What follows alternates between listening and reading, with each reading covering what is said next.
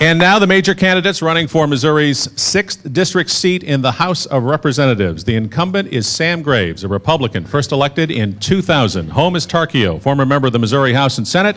In Congress, Sam Graves serves on the Agriculture, Small Business, and Transportation Committees. Ladies and gentlemen, Sam Graves.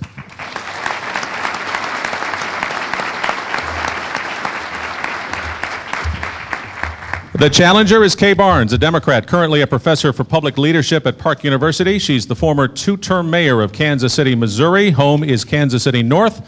Former member of the Kansas City, Missouri City Council and Jackson County Legislature in the 70s and early 80s. A small business person after that. Ladies and gentlemen, Kay Barnes.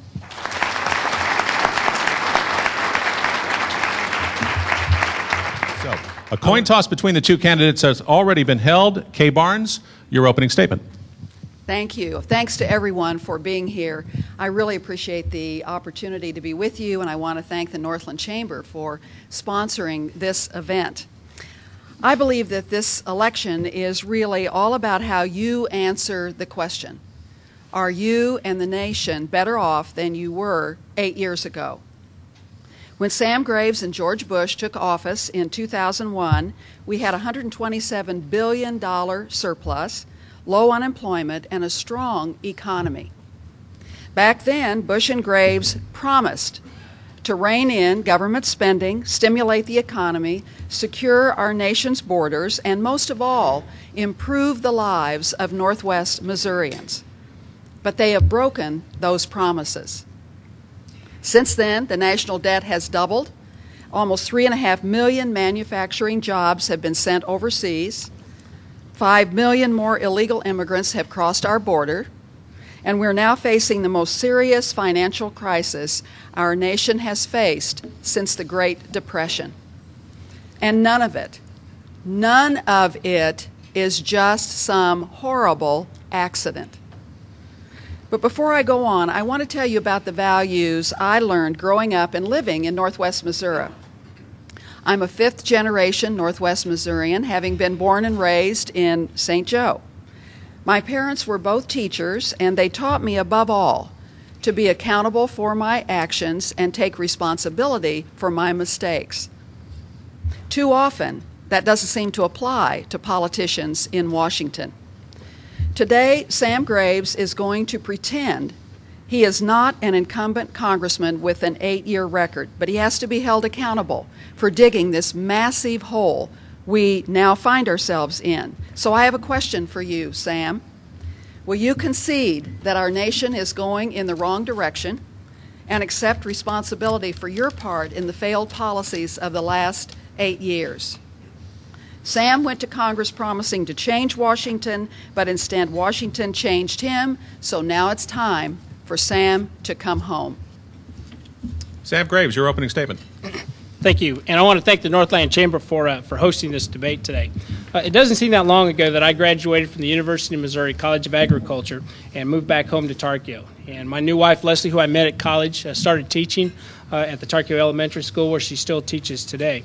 I wanted to continue that way of life that my parents, my grandparents had instilled in me. So I went back to the farm. At first I was raising livestock, and then later corn and soybeans. And to make ends meet, I was a part-time teacher at the local high school. But I cannot even begin to tell you how tough it was to start from scratch.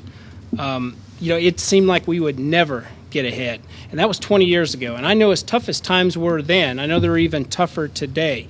For that young family who wants to start their own business or provide the very best for their kids, these are extremely challenging times. Tragically, however, Washington has forgotten them, the values that they hold dear and the dreams and hopes that they hold in their hearts. Each week, I fight to give that young family or that small business a voice in our nation's capital. I won't try to pretend I'm somebody I'm not. My record, my values, they have not changed over the years. In contrast, I'm pro-life. I'm a supporter of the Second Amendment. I believe that marriage is a union between a man and a woman, and I believe that the 6th District still believes in these values. I oppose higher taxes. I support lower taxes on working families and small businesses so they can strengthen and stimulate our economy, and I oppose any attempt at amnesty for illegal immigrants. I believe that government should not run our health care system, but provide tax incentives for small businesses and families to be able to purchase private insurance. I support our efforts in Iraq and Afghanistan to topple tyrants, destroy al-Qaeda, and bring democracies to some of the most dangerous parts of the world. And I support giving those responsible for defending our freedom all the tools they need to keep us safe. On energy, I support an all-of-the-above plan. Nuclear power, wind power, solar power, new oil, old oil, coal burning, new technology, alternative fuels, all of the above and not some of the above. In Congress, I have consistently supported these issues and protected these values, and I'm not going to waver from that commitment. Thanks again.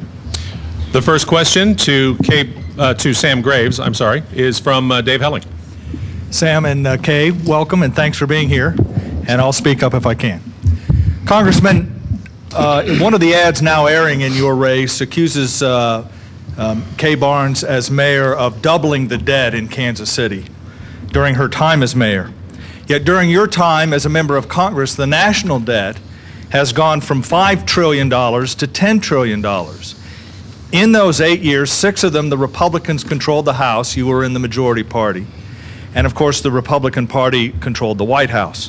Why should the voters here believe that if you're reelected or your party is reelected, that the debt owed by every man and woman in this room will somehow go down given that track record? Well, in reality, folks, it's actually going to get even worse because the bailout bill that was just recently passed, which I voted against, added another $2 trillion to that debt load when it comes to the debt limit. So it's actually going to get worse. And that's one of the reasons I support a balanced budget amendment, have always supported a balanced budget amendment. And in Congress, I continue to, there's a lot of those spending bills that really need to end. There's a lot of foreign aid that needs to end. There's a lot of waste and abuse that has got to stop. And I consistently vote to do exactly that. The unfortunate part is I'm one of 435. And there has to be a majority, obviously, to be able to move some of that legislation. My opponent, on the other hand, was head of the city. She was the mayor. Under her watch, the debt increased 300%. She increased taxes over $1 billion. She's going to tell you that she's not responsible for it. She was the head of the city. Folks, the head of the city, the mayor, under her watch, she was steering the ship.